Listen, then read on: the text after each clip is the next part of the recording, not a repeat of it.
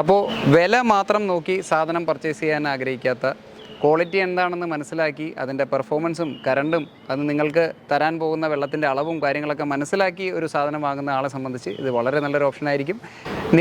അനവധി motor manufacturing കമ്പനികളും അവരുടെ എണ്ണിയാൽ തീരാത്തത്ര മോഡലുകളുമുള്ള ഈ ഒരു മാർക്കറ്റിലേക്ക് ക്ലാസിക് എന്ന ബ്രാൻഡിൽ നിന്ന് പുതിയതായിട്ട് ഇൻട്രൊഡ്യൂസ് ചെയ്യപ്പെടുന്ന ഒരു ഹാഫ് HP സാധാ സെൻട്രിഫ്യൂഗൽ മോണോബ്ലോക്ക് പമ്പിൻ്റെ വിശേഷങ്ങളാണ് നമ്മുടെ ഇന്നത്തെ വീഡിയോ. എന്തൊക്കെയാണ് ഇതിൻ്റെ പ്രത്യേകതകൾ, എങ്ങനെയാണ് ഇതിൻ്റെ പെർഫോമൻസ്, എന്താണ് ഇതിൻ്റെ പ്രസക്തി, എല്ലാം നമുക്ക് ഈ വീഡിയോയിലൂടെ ചെക്ക് ചെയ്യാം. എല്ലാവർക്കും നമസ്കാരം, ഞാൻ എൽദോസ്. തുണ്ടത്തിൽ റേഡേഴ്സിൻ്റെ മറ്റൊരു വീഡിയോയിലേക്ക് എല്ലാവർക്കും സ്വാഗതം. ഈ കാണുന്നതാണ് ക്ലാസിക്കിൽ പുതിയതായിട്ട് ഇൻട്രൊഡ്യൂസ് ചെയ്യുന്ന CM05HH എന്ന് പറയുന്ന പ്രീമിയം സെഗ്മെൻറ്റിൽ വരുന്ന ഒരു half HP centrifugal monoblock pump. അതായത് സാധാരണ മേളിൽ വെച്ച് വർക്ക് ചെയ്യുന്ന ഫുഡ് വാൽവ് ഉപയോഗിച്ച് വെള്ളം എടുക്കുന്ന ഒരു സാധാ പമ്പ്. ഇതിൻ്റെ ഒരു പ്രത്യേകത എന്ന് പറഞ്ഞാൽ ഇതിൻ്റെ മാക്സിമം ഹെഡ് 21 മീറ്ററാണ്. 21 മീറ്ററിൽ പോലും ഏകദേശം 30 LPM, അതായത് ഒരു മിനിറ്റിൽ 30 ലിറ്ററിന് മേലെ ഡിസ്ചാർജ് 21 മീറ്റർ ഹെഡിൽ തരാൻ കപ്പാസിറ്റിയുള്ള ഒരു മോഡലാണ്. ഇതിൻ്റെ ഏറ്റവും വലിയ പ്രത്യേകത എന്ന് പറയുന്നത് ഇപ്പോഴത്തെ ഒരു മാർക്കറ്റ് സ്റ്റാൻഡേർഡ് അനുസരിച്ച് ഒരു ഹാഫ് HP പമ്പ് എല്ലാവരും ചെയ്യുന്നത് പണ്ട് 50 mm ആയിരുന്നു, പിന്നീട് അത് 40 mm 35 mm ആയി കുറഞ്ഞ ഈ ഒരു സമയത്ത് നമ്മളിത് ഇൻട്രൊഡ്യൂസ് ചെയ്യുന്നത് 70 mm കോർ ലെങ്ത്തിലാണ്. അതായത് 1071 ഫ്രെയിം സൈസിൽ നമുക്ക് 70 mm കോർ ലെങ്ത്തിലാണ് ഈ പമ്പ് വരുന്നത്. പിന്നെ SS-ൻ്റെ ഷാഫ്റ്റാണ്, SKF-ൻ്റെ ബെയറിംഗ് ആണ്, ഇതിൻ്റെ നെറ്റ് ബോൾട്ട് ഫാസ്റ്റനർ സഹിതം എല്ലാ സാധനങ്ങളും സ്റ്റെയിൻലെസ് സ്റ്റീലിലാണ്. എത്ര വർഷം കഴിഞ്ഞ് നിങ്ങൾക്ക് ഊരിയെടുക്കേണ്ട വന്നാലും അത് ഡിസ്മാൻഡിൽ ചെയ്യാൻ പാകത്തിനാണ് ഇതിൻ്റെ വരുന്നത്. ബാക്കിയുള്ള കാര്യങ്ങളൊക്കെ നമ്മളിത് കംപ്ലീറ്റ് ഡിസ്മാൻഡിൽ ചെയ്തിട്ട് ചെയ്യും. ആദ്യം നമുക്കറിയേണ്ടത് ഇതിൻ്റെ പെർഫോമൻസ് ആണ്. മെയിനായിട്ടൊരു നല്ല പമ്പ് എന്ന് പറയുമ്പോൾ അതിൻ്റെ മെറ്റീരിയൽ ഓഫ് കൺസ്ട്രക്ഷൻ മാത്രം നന്നായാൽ പോരാ, അതിൻ്റെ പെർഫോമൻസ് നന്നാവണം. പെർഫോമൻസ് മാത്രം നന്നായാൽ പോരാ, അതേപോലെ തന്നെ കറണ്ട് കുറവായിരിക്കണം. അപ്പോൾ ഇതെല്ലാം ഈ പമ്പിന്, ഈ പറഞ്ഞ ഗുണങ്ങളെല്ലാം ഈ പമ്പിനുണ്ടോ എന്നുള്ളത് ആദ്യം നമുക്കൊന്ന് ടെസ്റ്റ് ചെയ്തിട്ട് കണ്ടുപിടിക്കാം. അതിനുശേഷം ഇത് ഡിസ്മാൻഡിൽ ചെയ്യാം. അപ്പോൾ നമ്മുടെ ഫുഡ് വാൽവിൽ നമ്മൾ വെള്ളം ഒഴിച്ച് നിറയ്ക്കുകയാണ്. ഇപ്പോൾ നിലവിൽ ഒരു 1/4 മീറ്റർ സെക്ഷൻ മാത്രമാണ് നമുക്ക് വാട്ടർ ലെവലിൽ നിന്നുള്ളൂ. ഇതെന്തിനാണ് ഇങ്ങനെ ചെയ്യുന്നതെന്ന് വെച്ച് കഴിഞ്ഞാൽ പലരും പറയും നിങ്ങൾ ഈ ഡ്രമ്മിൽ വെച്ച് ടെസ്റ്റ് ചെയ്യാതെ ഇതൊരു കിണറിൽ കൊണ്ടുവച്ച് ടെസ്റ്റ് ചെയ്യുക, എന്നാലല്ലേ ഈ മോട്ടർ മാക്സിമം കറണ്ടിലേക്ക് പോകുള്ളൂ എന്ന് ചോദിക്കും. ഒരു സെൻട്രിഫ്യൂഗൽ മോട്ടറിനെ സംബന്ധിച്ച് അല്ലെങ്കിൽ ഒരു പമ്പ് സെറ്റിനെ സംബന്ധിച്ച് ഏറ്റവും കൂടുതൽ കറണ്ട് എടുക്കുന്നത് അത് ഏറ്റവും ഹെഡ് കുറവിൽ യൂസ് ചെയ്യുമ്പോഴാണ്. അപ്പോൾ ഈ മോട്ടറിനെ ഏറ്റവും കൂടുതൽ കറണ്ട് എടുത്ത് കാണണമെന്നുണ്ടെങ്കിൽ അത് ഇതേപോലെ ഒരു സിറ്റുവേഷനിൽ യൂസ് ചെയ്താലേ നമുക്ക് അറിയാൻ പറ്റൂ. മറിച്ച് ഒരു കിണറിൽ വെച്ച് കഴിഞ്ഞാൽ സ്വാഭാവികമായിട്ടും അതിൽ നിന്ന് എടുത്തു വരുന്ന വെള്ളത്തിൻ്റെ അളവ് കുറവായിരിക്കും. അങ്ങനെ വരാൻ നേരത്ത് ആ മോട്ടർ എടുക്കുന്ന കറണ്ടും കുറവായിരിക്കും. അപ്പോൾ ഏറ്റവും മോശം അവസ്ഥ എന്ന് പറഞ്ഞാൽ ഇതാണ്. ഈ സമയത്തായിരിക്കും ഏറ്റവും കൂടുതൽ കറണ്ട് എടുക്കുക. അപ്പോൾ നമ്മുടെ മോട്ടറിൻ്റെ കണക്ഷൻസ് എല്ലാം കഴിഞ്ഞു, വെള്ളം ഒഴിച്ച് ഫില്ല് ചെയ്തു. നമ്മൾ ഈ മോട്ടർ ഒരു വളരെ ഹൈ ഹെഡ് പമ്പ് എന്ന രീതിയിലാണ് മാനുഫാക്ചർ ചെയ്തിരിക്കുന്നത്. അതായത് തീരെ ആഴം കുറഞ്ഞ സ്ഥലത്തോ തീരെ ഹെഡ് കുറഞ്ഞ സ്ഥലത്തോ നമ്മളിത് യൂസ് ചെയ്യേണ്ട ആവശ്യമില്ല. അങ്ങനെ യൂസ് ചെയ്താലും ഈ മോട്ടറിനൊന്നും ആവില്ല. കാരണം അതിന് അത്ര സപ്പോർട്ട് ചെയ്യുന്ന രീതിയിലുള്ള ഒരു മോട്ടറിൻ്റെ ഡിസൈനാണ് കൊടുത്തിരിക്കുന്നത്. എന്നാൽ ഈ ഒരു മോട്ടറിൻ്റെ ഏറ്റവും ബെസ്റ്റ് എന്ന് പറയുന്നത് ഒരു 15 മീറ്റർ മുതൽ നിങ്ങൾക്ക് 20 മീറ്റർ 21 മീറ്റർ വരെയുള്ള ഒരു ഹെഡ് റേഞ്ചിലേക്ക് വന്നു കഴിഞ്ഞാൽ ഇതിന് നല്ല പെർഫോമൻസ് ഉണ്ടാകും. അതേപോലെ കറണ്ട് വളരെ കുറവായിരിക്കും. ഇത് സ്വാഭാവികമായിട്ട് ഇതൊരു വളരെ ഹൈ ഹെഡ് പമ്പ് ആയതുകൊണ്ട് തന്നെ ഇത് ഫുൾ ഓപ്പണിങ്ങിൽ കറണ്ട് നോർമൽ ഇതിനേക്കാൾ 1 ആമ്പിയറൊക്കെ വേരിയേഷൻ കാണിക്കാൻ സാധ്യതയുണ്ട്. ഇപ്പോൾ ഇതെടുക്കുന്ന കറണ്ട് കൺസപ്ഷൻ എന്ന് പറഞ്ഞു കഴിഞ്ഞാൽ 4.6 ആമ്പിയറിനടുത്താണ് ഈ മോട്ടർ എടുക്കുന്ന കറണ്ട് കൺസപ്ഷൻ എന്ന് പറഞ്ഞു കഴിഞ്ഞാൽ. അതായത് നമ്മുടെ നോർമൽ റേറ്റഡ് കറണ്ടിനേക്കാൾ ഒരു 1 ആമ്പിയറിനടുത്ത് ഈ മോട്ടർ കറണ്ട് കൂടുതൽ എടുക്കുന്നുണ്ട്. അതിൻ്റെ കാരണം എന്ന് പറഞ്ഞു കഴിഞ്ഞാൽ ഈ മോട്ടർ ഇപ്പോൾ തീരെ വലിയില്ല, തീരെ ഹെഡും ഇല്ല, അതായത് സെക്ഷൻ ഇല്ല, ഡെലിവറി ഇല്ലാതെ ഉപയോഗിക്കാൻ നേരത്ത് ആ മോട്ടർ എപ്പോഴും വളരെ കറണ്ട് കൂടുതലെടുക്കും.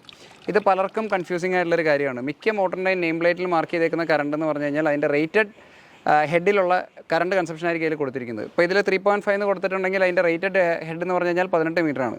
ആ 18 മീറ്ററിനോട് അടുത്തുള്ള ഒരു ഹെഡിലായിരിക്കും ആ മോട്ടറിന് ആ പറയുന്ന കറണ്ട് എടുക്കുക. അപ്പോൾ നമ്മുടെ ഫസ്റ്റ് പോയിൻ്റ് എന്ന് പറഞ്ഞു കഴിഞ്ഞാൽ നമ്മൾ 10 മീറ്റർ ഹെഡിലേക്കാണ് ആ പമ്പ് ലോഡ് ചെയ്തിരിക്കുന്നത്. 10 മീറ്റർ ഹെഡിലുള്ള കറണ്ട് നമുക്കൊന്ന് നോക്കാം. ആദ്യം പമ്പ് ഓൺ ചെയ്തു, ടൈമർ ഓൺ ചെയ്തു.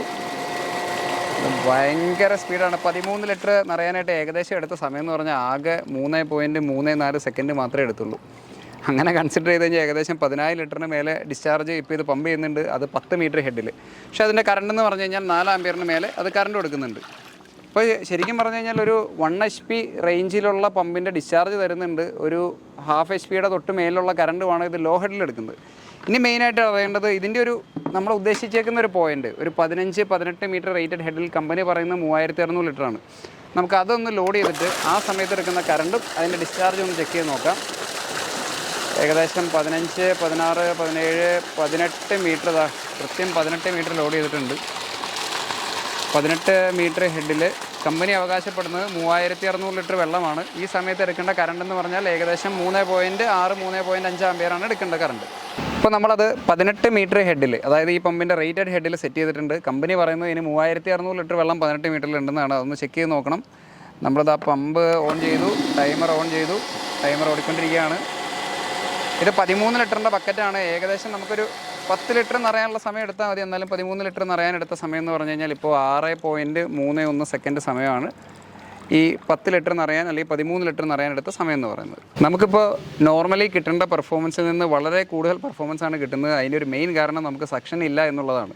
ഇതൊരു 6 മീറ്ററിലെ സെക്ഷനിലേക്ക് വന്നു കഴിഞ്ഞാൽ ഈ പറയുന്ന പെർഫോമൻസിൽ നിന്ന് എന്തായാലും കുറവ് വരും. ഇപ്പോൾ നമുക്ക് കിട്ടുന്നത് 18 മീറ്ററിൽ ഏകദേശം 7000 ലിറ്റർ വെള്ളത്തിനടുത്താണ് 18 മീറ്റർ ഹെഡ് കിട്ടുന്നത്. ഏകദേശം 3.8 ആംസിനടുത്താണ് അതിൻ്റെ കറണ്ട് ഒന്ന് കാണിച്ചു കൊടുത്തത്. അപ്പോൾ നമ്മുടെ പറഞ്ഞിരിക്കുന്ന റേറ്റഡ് കറണ്ടിൽ നിന്ന് ഒരു ചെറിയ 0.2 ആംസിൻ്റെ അടുത്തുള്ള വേരിയേഷൻ അതിൽ വരുന്നുണ്ട്. പക്ഷേ ഡിസ്ചാർജ് എന്ന് പറയുന്നത് നമ്മൾ പ്രതീക്ഷിക്കുന്നതിൻ്റെ ഒരുപാട് മേലെയാണ് ഇപ്പോൾ ഡിസ്ചാർജ് കിട്ടിക്കൊണ്ടിരിക്കുന്നത്. ഇനി അടുത്തത് കമ്പനി പറയുന്നത് ഇതിന് 21 മീറ്റർ ഹെഡാണെന്നാണ്.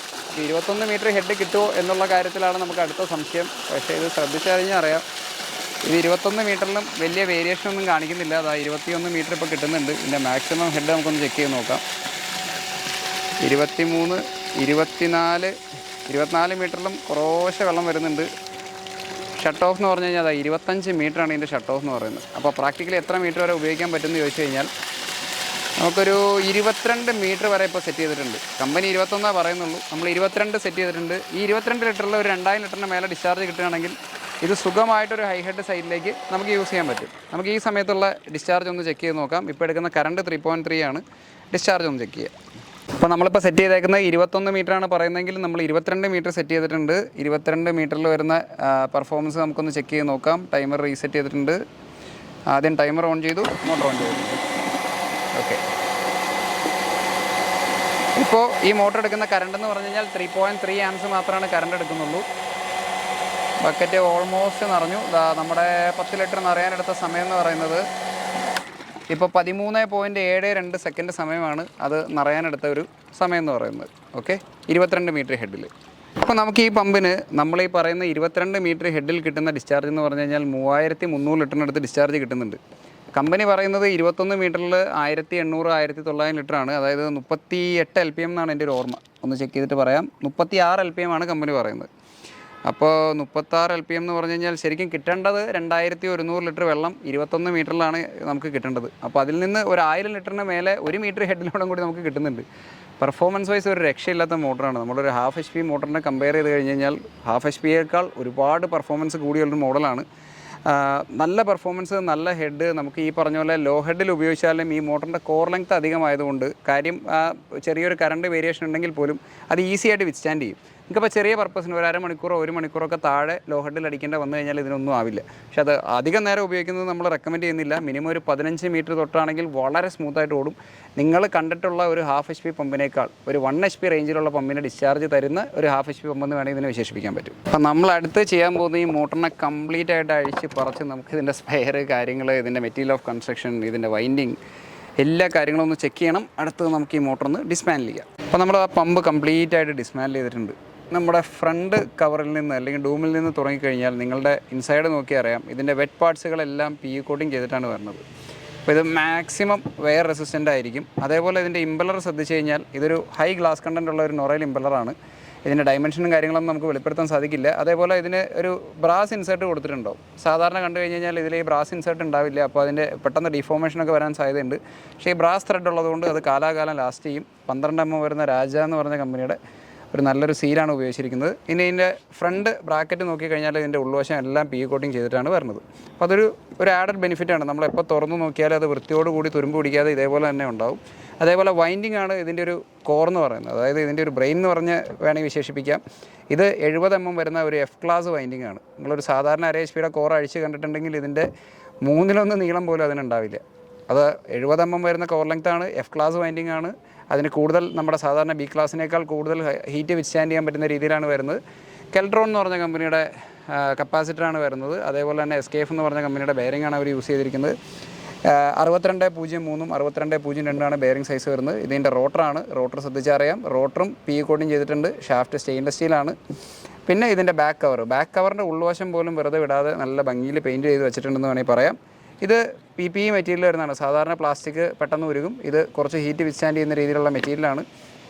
പിന്നെ ഇതേപോലെ നെറ്റ്, ബോൾട്ട്, സ്ക്രൂ, ഇതിൻ്റെ ഈവൻ ഫാനിൻ്റെ പിന്ന്, അങ്ങനെയുള്ള എല്ലാ സാധനങ്ങളും സ്റ്റെയിൻലെസ് സ്റ്റീലിലായിരിക്കും വരുന്നത്. എത്ര വർഷം കഴിഞ്ഞ് നിങ്ങൾ ഊരിയെടുക്കേണ്ട വന്നു കഴിഞ്ഞാലും ഇത് വളരെ ഈസി ആയിട്ട് ഡിസ്മാൻഡിൽ ചെയ്യാൻ പറ്റും. ഇതൊക്കെയാണ് ഇതിൻ്റെ ഒരു പ്രത്യേകതകൾ എന്ന് പറയുന്നത്. അപ്പോൾ വില മാത്രം നോക്കി സാധനം പർച്ചേസ് ചെയ്യാൻ ആഗ്രഹിക്കാത്ത, ക്വാളിറ്റി എന്താണെന്ന് മനസ്സിലാക്കി അതിൻ്റെ പെർഫോമൻസും കറണ്ടും അത് നിങ്ങൾക്ക് തരാൻ പോകുന്ന വെള്ളത്തിൻ്റെ അളവും കാര്യങ്ങളൊക്കെ മനസ്സിലാക്കി ഒരു സാധനം വാങ്ങുന്ന ആളെ സംബന്ധിച്ച് ഇത് വളരെ നല്ലൊരു ഓപ്ഷനായിരിക്കും. വില മാത്രം നോക്കി സാധനങ്ങൾ വാങ്ങുന്ന ആൾക്കാർക്ക് നമുക്ക് ഇഷ്ടംമാതിരി വേറെ ഓപ്ഷൻസ് നമ്മുടെ ബ്രാൻഡിലും അതുകൂടാതെ ഉണ്ട്. നല്ല ഐറ്റംസാണ് കിട്ടാൻ ബുദ്ധിമുട്ട്, വില കുറഞ്ഞ സാധനങ്ങൾ സുലഭമായിട്ട് മാർക്കറ്റിലുണ്ട്. അപ്പോൾ ഇതേപോലെയുള്ള കൂടുതൽ ഇൻട്രസ്റ്റിംഗ് എക്സ്പീരിയൻസും പ്രൊഡക്റ്റുകൾ പരിചയപ്പെടാനൊക്കെ ആയിട്ട് തുണ്ടത്തിൽ ട്രേഡേഴ്സ് എന്ന ഞങ്ങളുടെ ചാനൽ സബ്സ്ക്രൈബ് ചെയ്യുക. വീഡിയോസ് എല്ലാം ഇഷ്ടപ്പെടുന്നുണ്ടെങ്കിൽ ലൈക്ക് ചെയ്യുക, ഷെയർ ചെയ്യുക, സപ്പോർട്ട് ചെയ്യുക. Thank you.